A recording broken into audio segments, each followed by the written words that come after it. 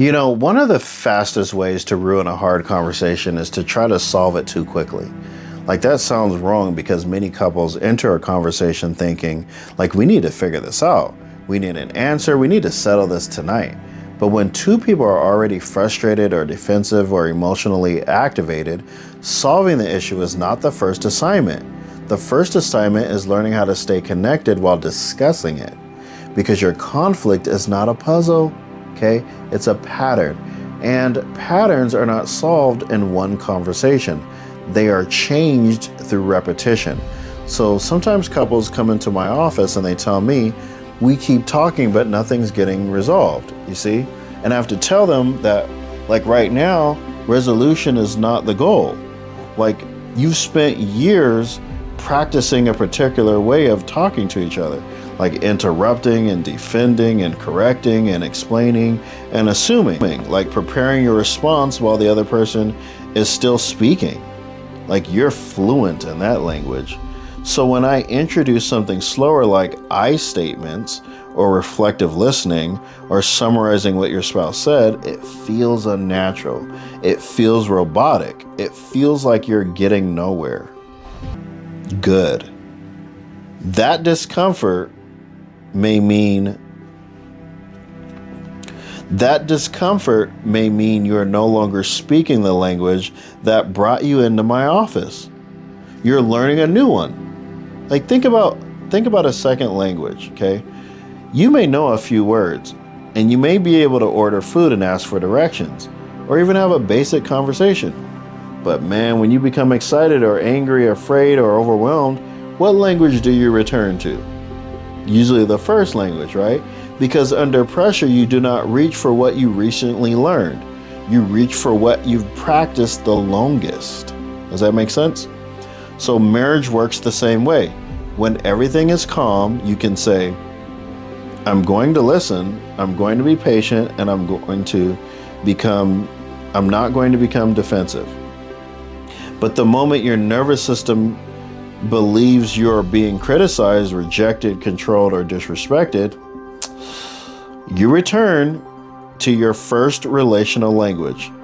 Defend, attack, withdraw, interrupt, explain, prove. This is why simply knowing communication skills is not enough. Like, I can't tell you how many times couples have come to me and they already know the I statements. They already know how to reflective listen. You see what I'm saying? You have to practice the new language until it remains available when conversation becomes uncomfortable. Okay? So let me show you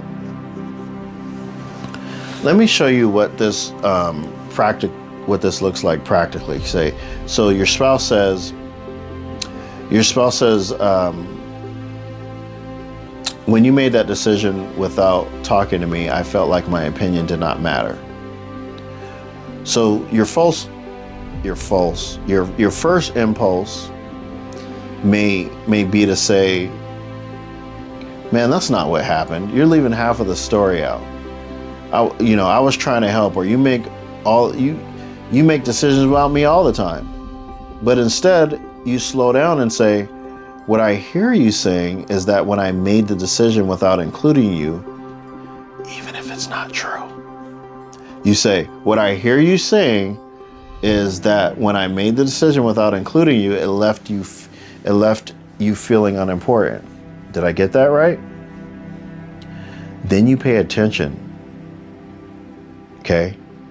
Not only to their words, pay attention to their face, their hesitation, their body language. Like, if they pause and look uncertain, or if they look down,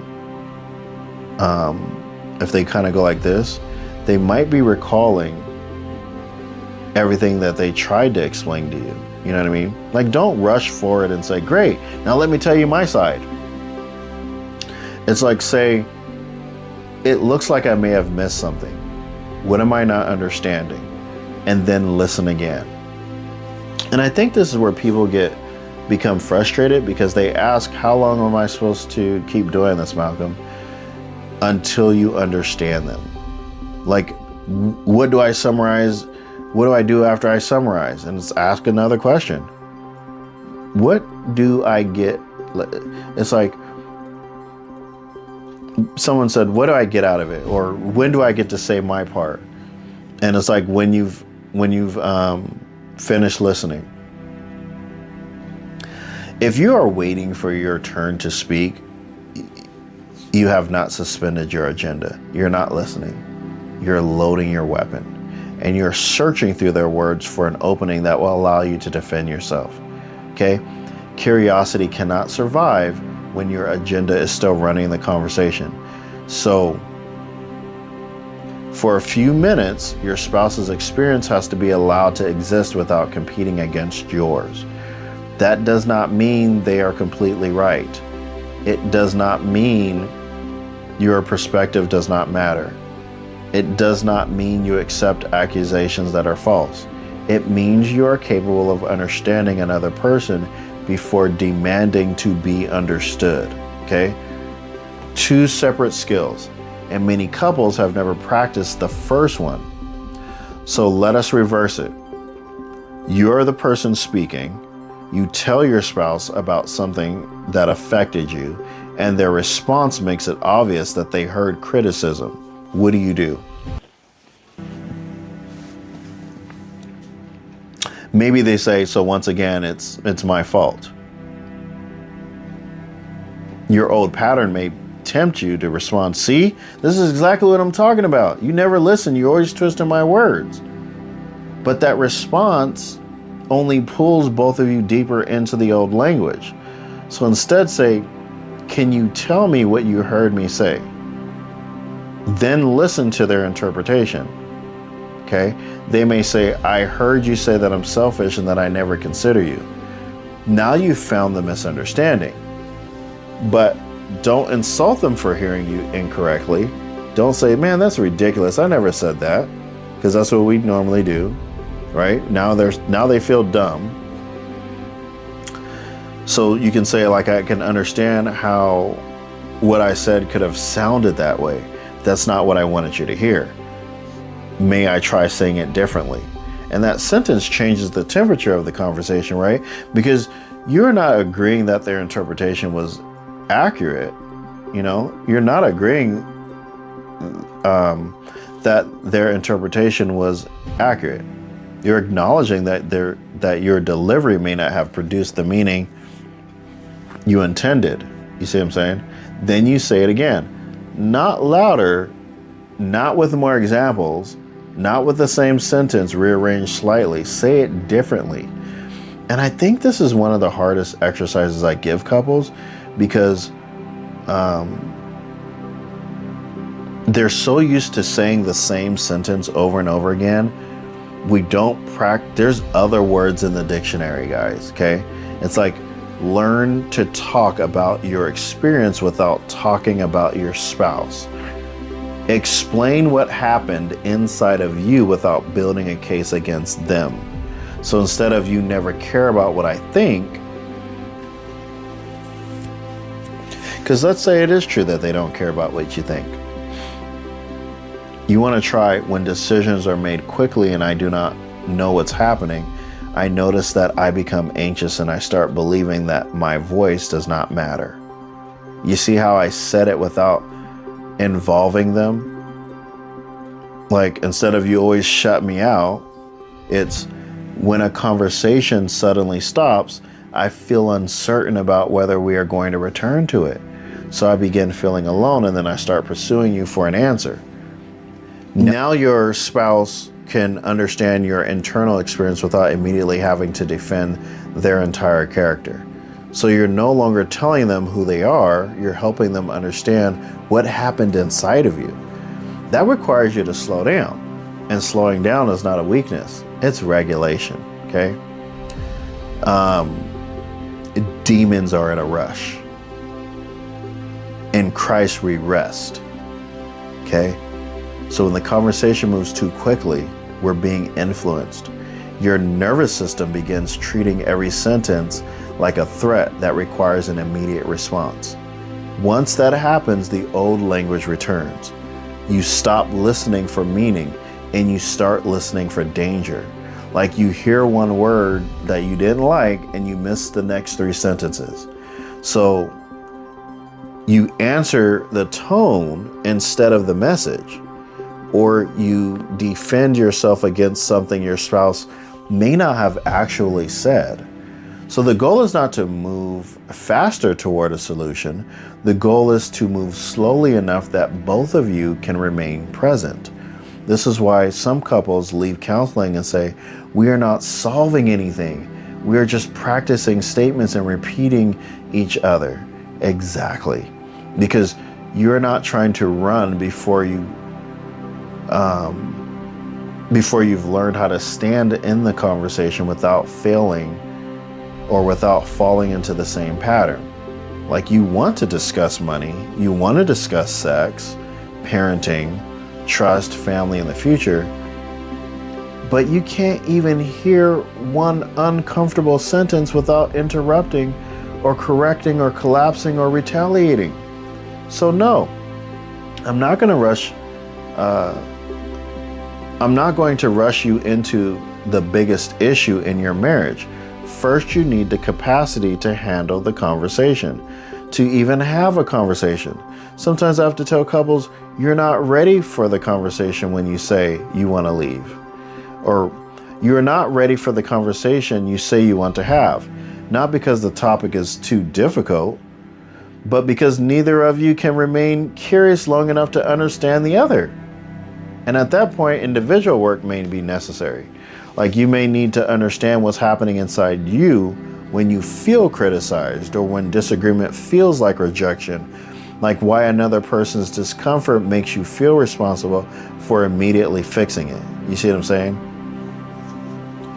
Like why being misunderstood feels so threatening that you cannot allow your spouse to finish. Couples work cannot become a weekly reenactment of the same fight with me sitting nearby. Like the work must continue after the session. So because 1 hour of practicing a new language cannot compete with 7 days of speaking the old one. You see what I'm saying? It's like you cannot practice curiosity for 10 minutes in counseling with me and then spend the entire week interrupting and defending and returning, saying it didn't work. It's kind of like what we do on Sundays. We hear the word, and then Monday, Tuesday, we act a fool. And then on Wednesday, we go back to church. And then Thursday, Friday, Saturday, we acting a fool again. You see what I'm saying? Like you went home and stopped speaking it. Like the pattern has thousands of repetitions behind it. That new response has 5, you know? And then for 45 minutes of the session, I'm interrupting, pausing, wait, it's not your turn. You see what I'm saying? So did you even get to practice it 5 times? So stop judging the new response because it does not yet feel natural. Of course it doesn't feel natural. Natural is simply what you've practiced enough to stop thinking about it. So the goal is to practice something healthier until it becomes more available too. So the first time you summarize, it's gonna feel weird and awkward, okay? The 10th time you may have to think about it, but eventually you'll be catching yourself before you interrupt. Then you start noticing when you misunderstood. And then you become able to say, I think I heard that as criticism. Is that what you meant? And then you learn how to ask for clarification instead of starting a war over an interpretation. That's progress. You see what I'm saying? Not because every issue has disappeared, but because the two of you are finally developing the capacity to face an issue without destroying the connection between you. That is what we practice inside the 30-day Turn Toward Couples Challenge, okay?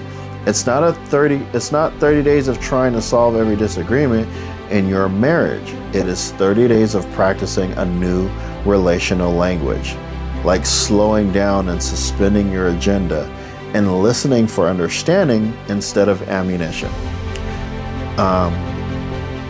Checking what your spouse heard, like trying again when your meaning did not land correctly. You see, like regulating before the old pattern takes over and turning toward each other in small moments where you would normally defend or withdraw or attack. Like, your marriage does not need one perfect conversation. It needs enough different conversations that the old pattern stops being your only language. So stop asking, when are we finally going to solve this? And start asking, what response are we practicing while we talk about it? You see, because marriage is not hard. Trying to create a new relationship while speaking the same language of defensiveness is hard. Expecting fluency in something you refuse to practice is hard. And trying to rush toward a solution before you have learned how to understand each other is hard. You see what I'm saying?